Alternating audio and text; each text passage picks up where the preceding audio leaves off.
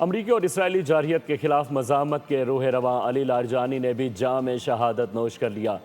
ایران نے سرکاری سطح پر قومی سلامتی کے مشیر علی لاریجانی کی شہادت کی تصدیق کر دی۔ اعلان ان کے ذاتی اکاؤنٹ سے جاری ایک پیغام کے ذریعے کیا گیا، جس میں کہا گیا کہ اللہ کا بندہ اپنے خالق حقیقی سے جا ملا اور شہادت کا درجہ پا گیا۔ ایران کو آیت اللہ خامنائی کی شہادت کے بعد سب سے بڑا دھچکا۔ ایران کے قومی سلامتی کے مشیر اور مزاحمت کے روح رواں بھی شہید علی لاریجانی ایران کے سیکیورٹی چیف اور سپریم نیشنل سیکیورٹی کونسل کے سیکریٹری کے طور پر خدمات انجام دے رہے تھے۔